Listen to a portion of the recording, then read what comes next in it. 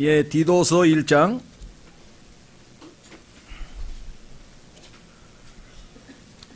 우리가 지난 주일에 4절을 마무리하면서 끝부분에 은혜와 긍휼과 평강이란 단어를 주목을 했는데 오늘 요 세 가지 단어를 좀 성경을 통해서 다시 한번 확인해 보려고 합니다. 자, 1절서부터 4절까지 다시 한번 읽겠습니다. 디도서 1장 1절 하나님의 종이요 예수 그리스도의 사도인 바울은 하나님께서 선택하신 자들의 믿음에 따라 하나님의 성품을 따르는 진리를 인정함에 따라 영원한 생명의 소망 안에서 사도가 되었는데 이 생명은 거짓말하실 수 없는 하나님께서 세상이 시작되기 전에 약속하셨으나 자신의 말씀은 하나님 곧 우리의 구원자의 명령에 따라 내게 맡겨진 복음 선포를 통하여 정하신 때에 드러내셨느니라. 공통된 믿음을 따라 나의 아들이 된 디도에게 편지하노니 하나님 아버지와 주 예수 그리스도 곧 우리의 구원자로부터 은혜와 긍휼과 평강이 있기를 원하노라. 자, 끝부분에 은혜와 긍휼과 평강이 있기를 원하노라 이 표현이 성경에서 자주 보는 아주 흔한 뭐라고 표현해야 될까, 상투적인 그런 인사말 같지만 사실은 여기에 우리의 하나님께서 주시는 하늘에서 천상에 있는 영적인 복들의 핵심이 여기 다 들어가 있죠. 한번 확인해 보겠습니다. 요한 2서 3절. 요한 2서 3절에 보시면 여기에는 똑같은 표현이 나오는데 거기에 두 가지가 덧붙여 있습니다. 요한 2서 3절 하나님 아버지와 그렇죠? 그 다음에 아버지의 아들 주 예수 그리스도로부터 은혜와 긍휼과 평강이, 자, 세 가지는 똑같은데 그 다음에 뭐라 했나 보십시오. 진리와 사랑 안에서 너희와 함께 있기를 원하노라. 우리 그리스도에게 주신 하나님께서 주신 영적인 복은 이것 이외에도 셀 수 없이 더 많이 나오지만 이 다섯 가지만 있다 할지라도 우리가 정말 그 누구보다도 행복할 수밖에 없겠죠. 은혜와 긍휼과 평강이 진리와 사랑 안에서 우리에게 있다, 이렇게 말씀을 하셨네요.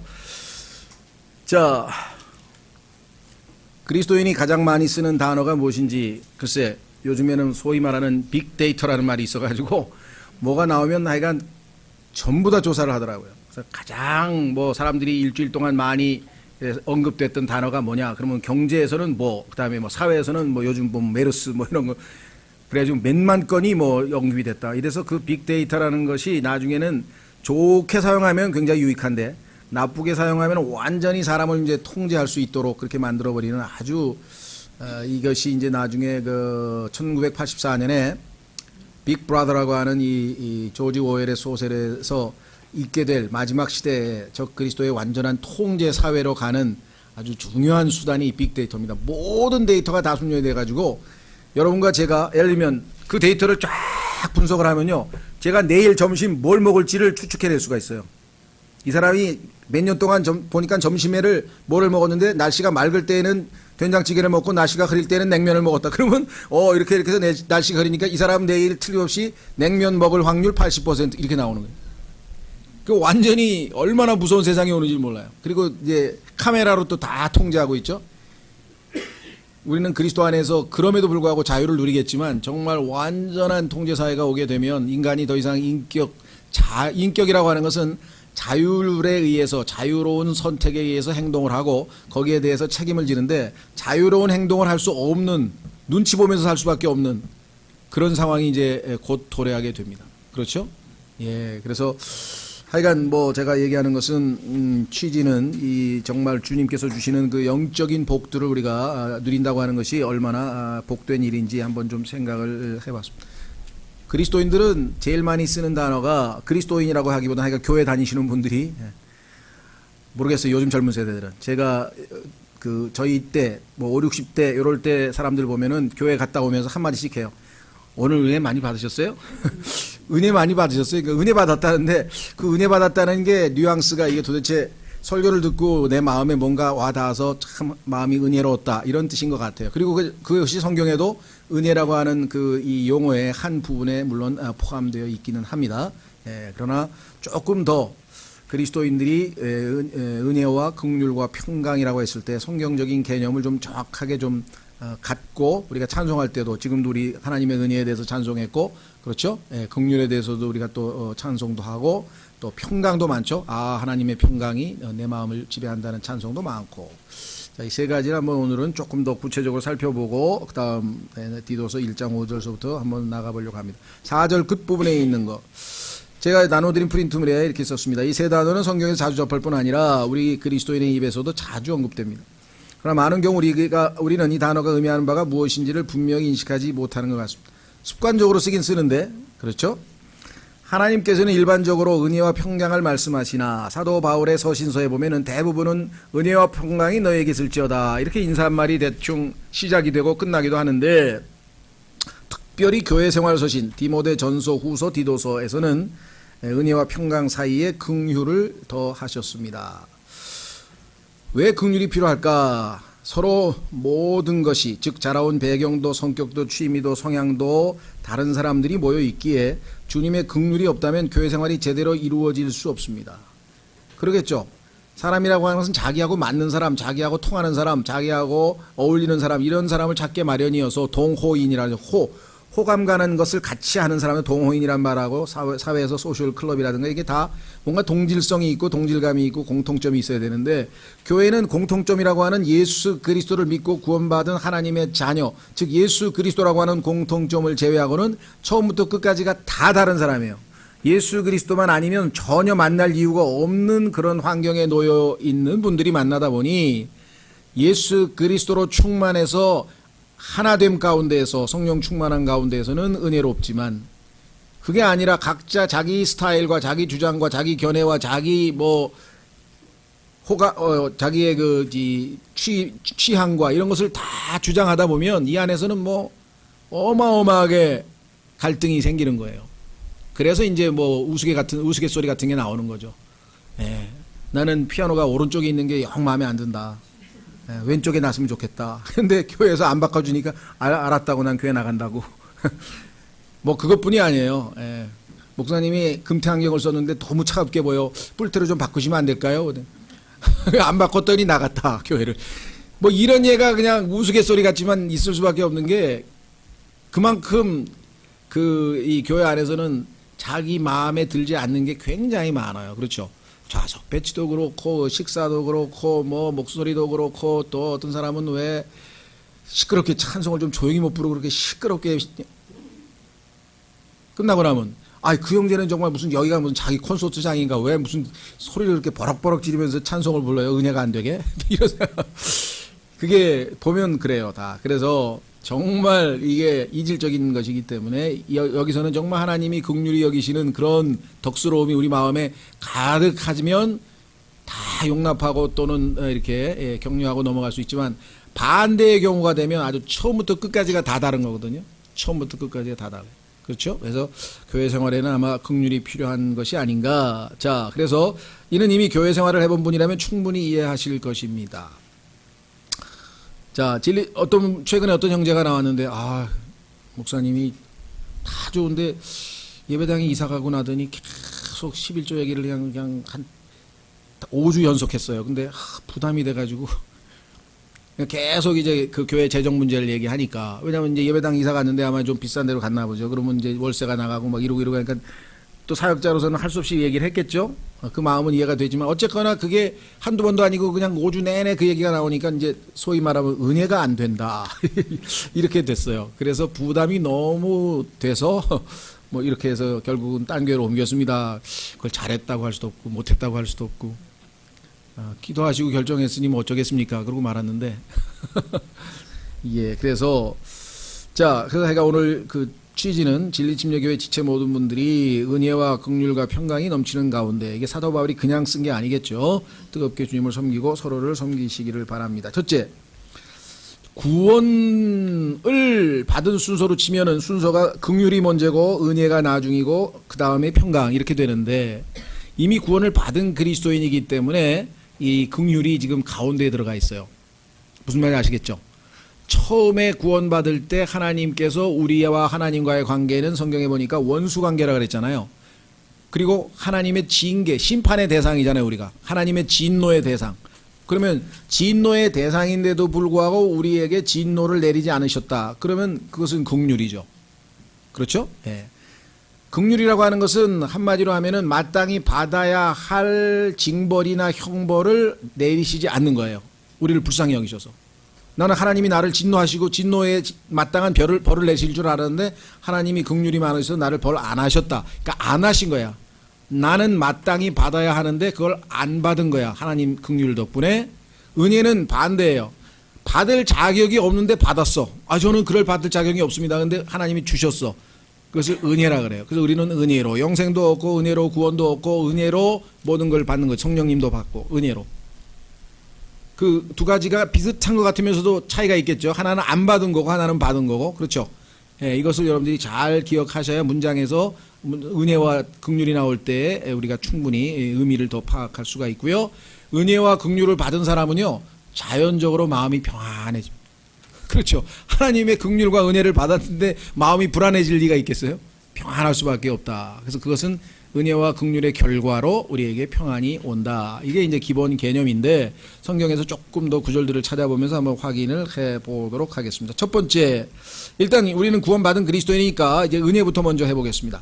성경의 디도서에 나와 있는 순서대로. 첫째, 은혜의 개념은 성경에 3가지 정도로 요약을 할 수가 있는데 이것은 성경 구절들을 쭉 찾아보니까 은혜와 관련된 구절들을 쭉 찾아서 분류를 해보니까 첫 번째 개념, 두 번째 개념, 세 번째 개념으로 나옵니다. 반드시 100% 요거만 성경에 나오는 거다 이건 아니에요. 어떤 분들은 여기에서 1번에서 뭐 조금 더 분류해서 2가지 개념을 더 나누어서 설명할 수도 있고 이렇게 됩니다. 그러나 가장 기본적으로 대부분 이 3가지에 동의해 주시는 것 같아요. 첫 번째는 뭐냐? 중생을 위해 받을 자격 없는 자에게 주어지는 하나님의 도우심. 내가 하나님의 자녀로서 태어나려면, 그렇죠? 하나님의 은혜가 없으면 도저히 태어날 수가 없죠. 그래서 우리가 은혜로 구원을 받았다 이렇게 써 있네요. 한번 확인해 보겠습니다. 에베소서 2장 8절. 나는 은혜로 받지 않았다. 나는 열심히 선행을 해서 하나님이 보상을 해주셔서 구원받았다. 그런 사람 없을 거 아니에요, 여기. 그렇죠? 없을 뿐만 아니라 그런 사람이 역사상 나타날 수가 없죠. 왜? 성경에 따르면 행위로, 그렇죠? 율법의 행위로 하나님 앞에 의롭다 함을 얻을 육체가 없다라고 성경에 의인은 없나니 한 사람도 없다라고 성경에 써 있으니까 당연히 우리가 행위로서 율법의 행위로서 하나님 앞에 의롭다함을 얻은 것은 불가능이라는 것을 하나님이 선언하셨죠. 자, 에베소서 2장 8절에 너희가 믿음을 통해 은혜로 구원을 받았나니 받을 자격이 없는데 거저 받았다 그런 뉘앙스죠. 그 선물이란 말 썼죠. 그것은 너희 자신에게서 나는 것이 아니요 하나님의 선물이니라. 자, 이거 조심하셔야 돼요. 2장 8절에서 선물이라고 했을 때 그 선물이 뭐냐? 그러면 거의 모든 그리스도인들은 구원이라 그럽니다. 구원이 선물이라고 하는 표현은 성경적으로 틀린 건 아니에요. 맞는 거니까. 구원을 우리가 선물로 받은 거니까. 그런데 이 문장에서는 그것이라고 했을 때 그것이 가리키는 그 말은 구원을 가리키는 것이 아니고 믿음을 얘기합니다. 믿음. 왜냐하면 여기서 보면은 구원을 받았다고 하는 표현은 동사로 나와 있어요. 동사. 그런데 그것이라고 하는 대명사죠. 대명사는 명사를 받아야 돼요. 그럼 앞에 나와 있는 명사는 당연히 믿음이라고 하는 명사가 나와 있어요. 그렇죠? 예. 그래서 우리가 이 구절을 조금 더 정확하게 얘기하자면 구원받을 때 하나님이 주시는 선물인 믿음을 통해서 우리가 은혜로 거저 받을 자격이 없는데 받았다. 자, 두 번째는 요거를 saving grace라고 하는데 구원받을 때 하나님으로부터 거저 받은 은혜. 문제는 구원받은 이후에도 그리스도인은 계속해서 은혜로 살지 은혜로 살아간다 이거예요. 은혜로. 그래서 그 은혜를 성경에서 뭐라고 얘기하냐면요. 2번 하나님의 은혜를 통해 향유하고 있는 성화의 상태 이렇게 표현을 했는데 자 구원받은 이후에도 계속해서 우리는 은혜가 필요합니다. 확인해 보겠습니다. 우선 한 구절은 요한복음 1장. 요한복음 1장.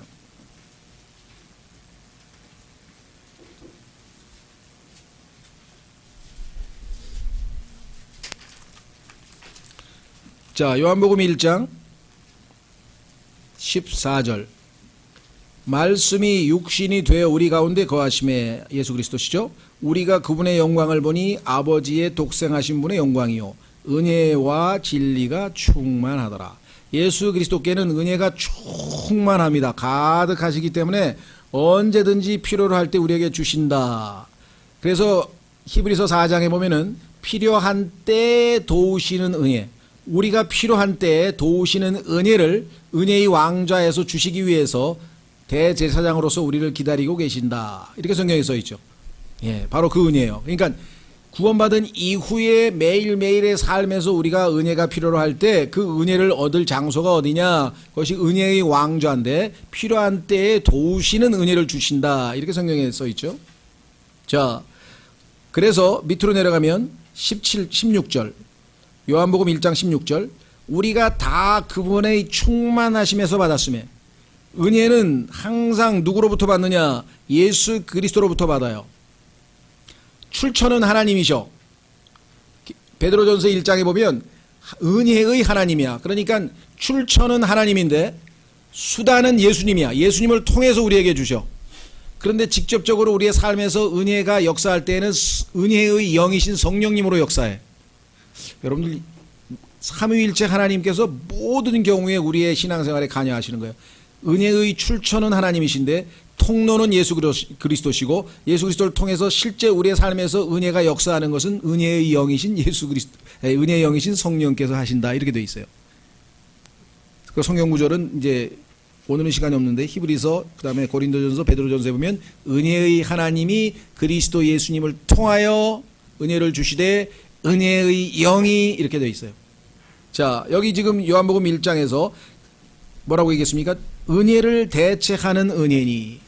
자, 은혜 한 번 받고 끝나는 것이 아니라 구원받을 때 은혜 받았죠. 그 다음에 계속 또 은혜 받습니다. 그 다음에 또 은혜 받습니다. 왜? 매번 은혜가 필요하니까. 자, 그것을 성경에서 뭐라고 얘기하느냐? 우리가 예수님이 하나님의 은혜를 통해서 향유하고 있는 성화의 상태라. 자, 로마서 5장 2절로 가면 바로 그 은혜, 처음에 예수님 믿을 때 받은 그 은혜 말고 신앙생활 가운데 한 걸음 한 걸음 은혜로 주님을 알아가는 그 은혜. 로마서 5장 1절. 로마서 5장 1절. 그러므로 우리가 믿음으로 의롭게 되어, 끝났죠? 칭의, 우리 주 예수 그리스도를 통해 하나님과의 화평을 누리는도다. 자, 칭의의 결과 우리는 하나님과의 화평을 누리는데, 두 번째, 또 우리가 그분을 통해 지금 서 있는 이 은혜 안에, 그러니까 믿음으로 의롭게 될 때 은혜로 구원을 받았죠. 이미 1번에 은혜가 들어가 있었어요. 여기는 설명이 안 돼 있지만 에베소서 2장 9절에서. 그런데 여기 나와는 두 번째는 뭐예요? 또 우리가 그분을 통해 지금 우리가 서 있는 이 은혜 안에 믿음으로 들어감을 얻었으며, 이것이 바로 아까 은혜의 왕좌 앞에 우리가 나아가는 대제사장이신 예수님께 나아갈 때 우리가 얻게 되는 은혜를 얘기하는 것이죠. 그렇죠? 예. 그래서 두 번째, 구원받기 전에 구원을 받는 순간에 얻는 은혜. 두 번째, 신앙생활에서 매일매일의 삶에서 얻는 은혜. 두 번째가 있고요. 세 번째는 뭐냐면요. 야고보서 1장 17절에 보면은 하나님께서 위로부터 주시는 그 어떤 덕스러움이 우리의 마음을 지배할 때에 우리가 은혜로운 상태가 돼요. 그래서 사람이 보면, 야, 그 사람 참 은혜로운 사람 같은데, 말도 은혜로운 말을 하네. gracious란 말 쓰죠. 은혜로운 말을 하고. 그렇죠. 자, 한번 확인해 보겠습니다. 야고보서 1장 17절. 야고보서 1장 17절에 보면 하나님께서 위로부터 주시는 그 덕스러움이 위로부터 내려오는데,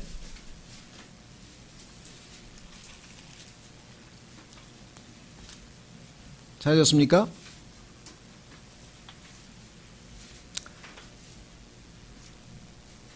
야고보서 1장 17절. 모든 좋은 선물과 모든 완벽한 선물은 위에서 오며 빛들의 아버지로부터 내려오거니와 그분께는 변함도 없고 회전하는 그림자도 없느니라. 모든 좋은 것들, 내 마음이 좋고, 그렇죠? 편안하고 기쁘고 이런 모든 좋은 것들이 위로부터 하나님으로부터 내려오면 우리의 마음이 은혜로운 마음 상태가 되죠. 그렇죠? 예. 자, 그렇게 되면 세상에 있는 사람들을 대할 때도 은혜롭게 대해줄 수 있어요. 은혜를 가지고. 실제적으로 내 마음이 주님의 은혜로 가득 차 있게 될 경우에는 다른 사람을 대할 때도 은혜로서 대해줄 수 있죠. 자, 확인하고 넘어가겠습니다. 골로새서 3장. 골로새서 3장.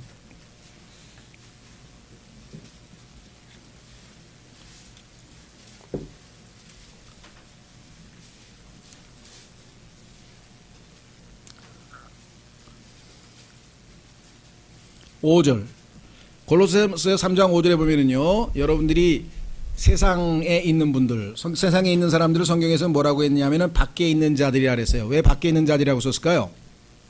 우리는 그리스도 안에 있죠. 우리는 그리스도 안에. 그러면 우리는 그리스도 안에 있으니까 그리스도 밖에 있는 자들이란 뜻으로 쓰였어요. 그렇죠? 그래서 외인이란 말이에요. 외, 그리스도 밖에 있는, 즉 구원받지 않은 사람이라고 할 수 있고요. 예. 그런 사람들을 대할 때, 자, 어떻게 돼야 되는가? 시간을 되찾으며 지혜롭게 걸어라. 마귀가 우리 그리스도인들을 지치게 만드는 방법 중에 하나는요, 이 세상에 있는 사람들을 대하다가, 그렇죠? 때로는 참고 인내하고 하여간 어떻게든지 하여간 그리스도인답게 한번 행동하려고 하는데 계속 아주 시달리게 돼요. 그렇게 되면 시간 낭비가 되고요. 그 다음에 여기 나와 있는 것처럼 지혜롭지 못해서 정말 우리가 본래 하나님을 섬기고자 하는 본래 일에는 완전히 아주 그 체력 소모가 다 되고 지쳐버리고, 그래서 아주 열심을 내기가 어려운, 그래서 지혜롭게 하라. 6절 너희 말을 소금으로 간 맞추어 항상 은혜롭게 하라. 안 믿는 사람들에게 우리의 말이 은혜롭게 나가야 되겠죠. 예, 그러기 위해서는 우리가 위로부터 좋은 선물을 받아야 될 것 같습니다. 그래서 은혜를 대체하는 은혜, 은혜를 대체하는 은혜, 은혜 위에 은혜, 계속 우리를 하나님의 은혜가 지배를 해야 됩니다. 은혜가 다스려야 됩니다. 은혜가 통치해야 됩니다. 이게 로마서 6장에도 나오죠. 자, 그래서 은혜에 대해서는 우리가 그 밑에 결론을 내렸습니다. 자, 밑으로 내려갑니다. 하나님께서 출처, 베드로전서 5장 10절에 보면 은혜의 하나님이라는 표현이 나와요. 그리스도를 통해, 그리스도에 의해서 은혜가 주어졌다라고 고린도전서 1장 4절에 써 있어요. 그 다음에 은혜의 영께서, 성령님께서 은혜의 영이 되셔서 우리 안에서 역사하시죠. 은혜의 어디에서? 왕좌에서 나아가면, 무릎 꿇고 은혜의 왕좌 앞으로 나아가면 나누어 주시는 거, 이게 은혜입니다. 그래서 우리가 은혜를 마음껏 향유하고 누릴 수 있다. 하늘에 있는 복이죠. 자, 두 번째, 긍휼. 긍휼이라고 하는 말, mercy라 그랬는데요. 자, 한번 확인해 보겠습니다. 처음에 우리가 아까도 말씀드렸어요. 하나님과 우리의 관계는 창세기 3장에서 우리가 죄를 지었죠. 그 이후에 우리와 하나님과의 관계는 원수 관계라고 로마서 5장에 써 있습니다. 하나님은 우리에 대해서 진노하셨고 우리 자신에 대해 뿐만 아니라 우리의 죄가 또 있잖아요. 그렇죠? 죄로 말미암아 하나님이 진노하시게 되었고 그 진노로 인해서 하나님의 심판의 대상이 됐습니다. 그래서 심지어는 아직 예수 그리스도를 믿지 않고 있는 사람들 위에는 하나님의 진노가 머물러 있다라고 성경에 써 있어요. 우리는 안 보이죠? 그러나 성경에는 그들 위에 하나님의 진노가 머물러 있다고 요한복음 3장 36절에 기록되어 있어요. 그래서 여러분들이 정말 그들이 하나님의 진노의 대상이라고 하는 것을 알려줘야 돼요. 보이지 않겠지만 성경에 여러분 위에는, 당신 위에는, 네 위에는 지금 하나님의 진노가 머물러 있고 이 하나님의 진노는 하나님의 긍휼로만 제거할 수가 있는 거다. 이렇게 얘기를 해야 되겠죠. 그 진노를 누가 대신 받았습니까? 예수 그리스도께서. 그래서 내가 이 잔을, 그때 그 잔이 구약을 읽어보면 진노의 잔이죠. 하나님의 진노의 잔을 예수님께서 나를 대신해서 마심으로 말미암아 나에게 향한 하나님의 진노는 예수 그리스도 위에 얹어지게 된 것입니다. 자, 그래서 디도서 3장 5절에 구원에 관해서 긍휼이 먼저 나오는 것이죠. 확인해 보겠습니다. 디도서 3장 5절. 디도서 3장 5절. 디도서 3장 5절.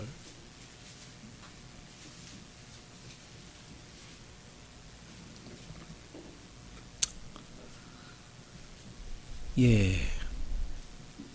3절서부터 보겠습니다. 여러분의 과거와 여러분과 제 과거가 거기 나와 있네요. 3절 우리도 한때는 예수님 믿기 전이죠.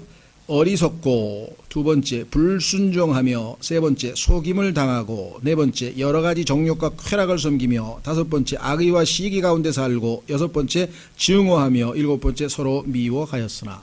이것이 우리의 삶을 요약한 것이에요. 여러분이 어떻게 생각하든 그건 상관없고, 하나님께서 여러분과 저의 삶을 평가했을 때 과거에 예수님을 믿기 전의 삶은 이와 같은 삶이었다, 이렇게 성경에서 말씀했네요. 4절 사람을 향한 하나님 곧 우리의 구원자의 친절과 사랑이 나타난 뒤에, 친절과 사랑. 그런데 구약 성경에 보면은요, 이 친절과 사랑이 하나로 뭉쳐버려요. 그래서 loving kindness란 말이 나와요.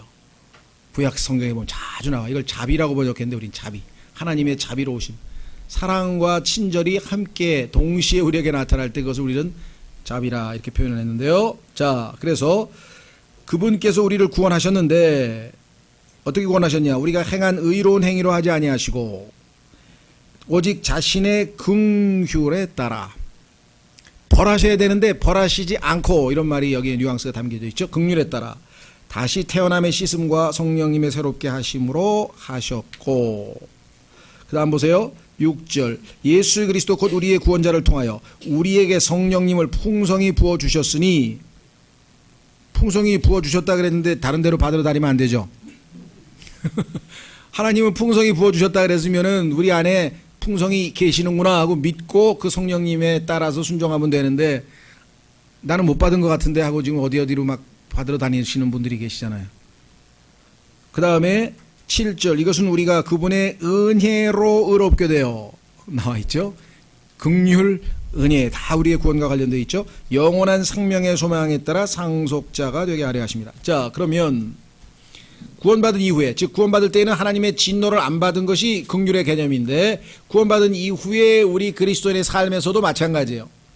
우리가, 여러분 하나님 보시기에 효자입니까 불효자입니까? 예, 무슨 유행가에 보니까 불효자는 웁니다 뭐 그런 게 있더라고요. 그 내용은 볼 때 그리스도인도 불효자인 것 같아서 가만히 들어보니까 불효자는 웁니다. 자, 확인해 보겠습니다. 기도에 할 때 아주 공감되는 기도가 이 에스라가 한 기도가 있죠. 아무리 생각해봐도 내가 받아야 할 벌보다 하나님이 훨씬 적게 주신다. 내가 한 행동을 보면 나 같으면 벌써 여러 번 더 심하게 벌을 줬어야 될 것 같은데, 하나님은 내가 예상한 것보다 훨씬 벌을 덜 주시는 분이시다 이거죠. 그게 에스라의 기도인데, 여러분 어떠세요? 저는 이 기도 자주 합니다. 하나님, 제가 보기에는 훨씬 더 매를 맞았어야 될 것 같은데 훨씬 덜 때리시네요. 자, 에스라 9장 13절. 에스라 9장 13절. 우리의 악한 행실과 큰 범법으로 인하여 모든 일이 우리에게 임하였사오나. 그렇습니다. 우리에게 일어나는 불행, 우리에게 일어나는 그 악한 일, 나쁜 일은 90%가 다 뭐예요? 심은 대로 거두는 거예요. 내가 한 결과야 다. 내가 심은 대로 그대로 거두는 거야. 거의 대부분이.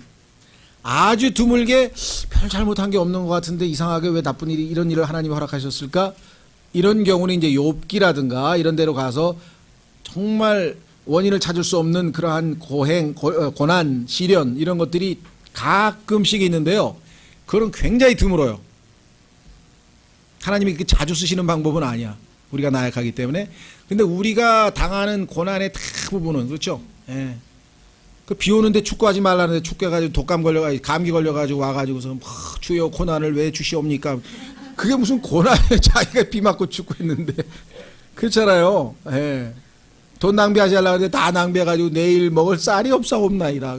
그게 왜 대부분 보면은 자기가 저지른 짓이에요. 그렇죠? 예, 여기서 얘기하잖아요. 지금 뭐라고 얘기합니까? 우리의 악한 행실과 큰 범법으로 인하여 모든 일이 우리에게 임하였사오나. 이거부터 인정하면, 그 다음에 두 번째, 우리 하나님께서는 우리의 불법들에 상응하는 형벌보다 적은 형벌을 우리에게 주시고 우리에게 이와 같이 구출을 베푸셨사오니. 기억은 잘 안 나는데 그 설교자 옛날에 아마 종교개혁 당시 아마 설교자가 그런 얘기를 했다 그래요. 내가 하나님이었으면 지금 이 지구는 없어. 이미 결단했어 나는. 그만큼 이 지구상에 일어나는 그 악한 일, 자기를 포함해서 정말 하나님 오래 참으신다는 표현 아마 그렇게 했던 것 같은데, 자 그래서 이런 것이에요. 즉 처음에는 받아야 될 걸 안 받는 것. 두 번째 개념 다시 돌아갑니다. 극률의 두 번째 2-2. 자 고통 중에 있는 자를 동정심을 가지고 대해요. 이것이 로마서에서 나오는 것 뭡니까? 우는 자와 함께 우시는 하나님이세요. 여러분들 하나님이 우는 자와는 함께 우시는 분이시라 이렇게 성경에 나와 있네요. 자 우선 누가복음 17장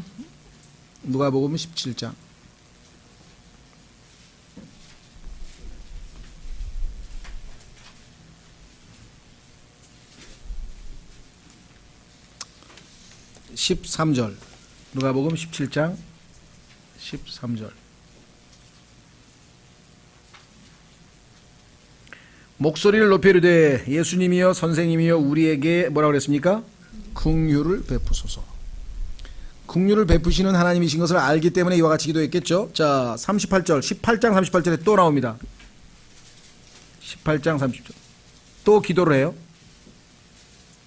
38절에도 39절에도 보면은 그 유명한 기도, 그가 소리를 지르며 이르되 다윗의 자손 예수님이여 내게 긍휼을 베푸소서 하거늘. 왜 그분께 긍휼을 베풀어 달라고 우리가 기도할 수 있는가? 하나님께서 자신은 긍휼이 많으신 하나님이라고 그렇게 스스로를 우리에게 알려주셨기 때문에 그 말씀을 믿는 거죠. 확인해 보겠습니다. 출애굽기 34장에 가면은 하나님께서 모세에게 나타나서 나는 이러이러한 하나님이다 하고 알려줬어요.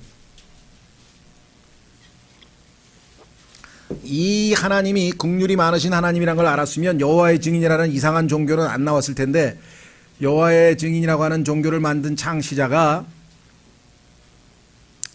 러더포드라는 사람인지 러셀이라는 사람인지 아직도 제가 헷갈려요. 하여간 그 두 사람이 지도자인데 그 중에 한 사람이 만들었어요. 근데 이유인즉슨 교회만 큰 지옥불 설교를 하는 거야 누가. 그래가지고 카톨릭으로 갔더니 거기도 또 지옥 얘기만 하고, 그래가지고 그냥 겁이 나가지고 지옥이 없는 종교를 만들고 말겠다라고 하는. 그러니까 여호와의 증인은 교회가 잘못된 하나님에 대해서 잘못된 메시지를 전파함으로 드러난 일종의 그 뭡니까 트라우마로 생긴 종교예요. 이게 하도 시달려 버렸다. 그래서 지옥이 없는 종교로 만들어 버렸는데, 성경의 하나님은 자 분명히 자기 자신을 긍휼이 많으신 분으로 소개했어요. 확인해 보겠습니다. 출애굽기 34장 5절. 이거는요 신의 산에서 하나님께서 직접 내려오셔서 인간에게 자신을 소개하고 있는 아주 위대한 구절입니다. 아, 하나님은 이러한 분이시구나 스스로. 5절. 주께서 구름 가운데 내려오사 그와 함께 거기 서서 주의 이름을 선포하시니라. 주께서 그 앞으로 지나가시며 선포하시되 주로다. 자신의 이름이 주다. 나는 이름이 주다. 그 이름이 주이신 하나님이다. 주. 그래서 우리가 아버지도 주님, 아드님도 주님, 성령님도 주님. 그래서 마태복음 28장에서 아버지와 아들과 성령 세 분의 이름들이 아니고 이름 단수로 나와 있죠. 아버지와 아들과 성령의 이름. 근데 그 이름이 뭔가 했더니 주예요. 어떻게 할 수 있는가? 아버지와 아들과 성령의 이름으로 침례를 주라고 마태복음 28장에 써 있는데, 그렇죠? 사도행전에 가니까 주라는 이름으로 침례를 주노라 이렇게 침례 주는 장면이 나와요. 같은 얘기죠. 왜? 아버지와 아들의 이름이 뭐예요? 주 아니에요. 아버지도 주라는 이름이고 아들도 주고 성령님도 주라. 그래서 주라는 이름으로 침례를 주었다라고 사도행전에 나온다. 자, 그래서 주라고 자기 이름을 소개했습니다. 여기 5절에 주의 이름을 선포하니라 하는데 어떻게 선포했어요? 자기 이름이 주다. 나는 주다. 주라고 소개했죠. Lord. 그 다음에 그 앞으로 지나가시며 선포하시되 주로다. 긍휼이 뭐라 했습니까? 많고. 나는 조금 불만인데요. merciful인데 이 많고보다는 긍휼이 충만하고, 그렇죠? 꽉 찼다는 얘기잖아요. full이잖아요. full. 뭐 잘못 번역했다는 게 아니라 뉘앙스가 조금 더 full. 그 다음에 은혜롭고 오래 참고 해서 쭉 자신을 소개하잖아요. 첫 번째가 뭡니까? 긍휼이 많고. 왜 그럴까요? 인간과 하나님과의 관계에서 가장 먼저 우리가 겪는 은혜, 축복은 뭐냐? 긍휼이에요. 왜? 우리는 그분의 진노의 대상이잖아. 그러니까 하나님이 우리를 대하실 때 우선 긍휼로 대해 주셔야 그 다음 단계로 넘어갈 수가 있죠. 그 다음에는 받을 자격도 없는데 주셔. 그게 은혜롭고죠. 은혜롭고. 그 다음에 오래 참고. 오래 참고. 그렇죠? 선함과 진리가 풍성한 주 하나님이로다. 하나님은 스스로를 이렇게 소개를 했어요. 자, 그래서 우리는 불쌍히 여기는 마음, 동정심. 자, 세 번째는 뭐냐? 하나님의 호의 또는 동정심 같은 영적 축복.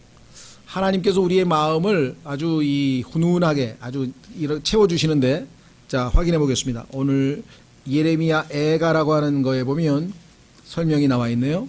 예레미야 애가 3장 32절, 3장 22절 죄송합니다. 구약의 예레미야 다음에 예레미야 애가라고 나와 있죠. 애가란 말은 이제 슬픈 노래라 이 말이죠. 애처로운 슬픈 노래. 나라를 빼앗기고 이제 하나님 앞에 불쌍한 처지가 돼서 부르는 노래죠. 자, 예레미야 애가 3장 22절. 주의 긍휼로 말미암아 우리가 소멸되지 아니하였으니. 주의 긍휼이 안 했으면 우리는 벌써 소멸되고 벌 받아서 우리 벌써 진작에 다 망했을 텐데. 그분의 불쌍히 여기심은 끝이 없도다. 자, 여기서 불쌍히 여긴다고 하는 영어의 compassion. 요즘에 그 NGO 중에 크리스천 NGO라 그러나요? 거기에 보면은 compassion이라고 하는 어떤 선교단체가 있어서 거기에 뭐 이제 뭐 에티오피아 이렇게 어려운 사람들 돕는 그런 거 좀 있죠. 이 compassion이라는 단어는 이 함께란 뜻이고 com이라고 하는 것은 communication, 하여간 com 또는 con이 나오면 이게 함께란 말이죠. passion이란 말은 아시다시피 고통이란 뜻이잖아요. 그렇죠? 그래서 영화에도 Passion of Christ라는 게 있었잖아요. 또는 열정이란 뜻으로 쓰이기도 하죠. 자, 그래서 함께 고통을 당한다 이 말. 그러니까 우리가 괴로워하고 힘들어할 때 주님께서 우리와 함께 고통을 나누시는 분으로 자신을 계시했죠. 그래서 여기 나와 있는 것처럼 그분의 불쌍히 여기심은 끝이 없도다. 구약 성경에 보면 바울이 이와 같은 하나님을 잘 알고 있는 사람입니다. 그래서 그는 마지막 말년에 아주 큰 실수를 저질렀고 그로 말미암아 이제 이 아들의 반역 사건이 터져서 피난을 가죠. 그렇죠? 피난을 가는데 자신의 선대 왕이었던 사울, 즉 베냐민 지파의 사울의 추종자 중에 한 사람이 다윗이 유다 지파인데 자신의 선대 왕이었던 사울을 제끼고 왕이 된 것에 대해서 굉장히 못마땅하게 생각하고 있다가 다윗이 이렇게 아들이 반역을 해서 쫓겨나서 망명을 떠나서 피난 가는 모습을 보면서 이제 조롱을 하는 거예요. 과거 권위 있는 왕일 때에는 꼼짝도 못하던 자가 왕이 비참하게 이제 강을 건너서 이제 피난을 가니까 거기다 대고 그냥 막 저주를 퍼붓는 자가 있었죠. 시므이라고 하는 자가 있었어요. 시므이.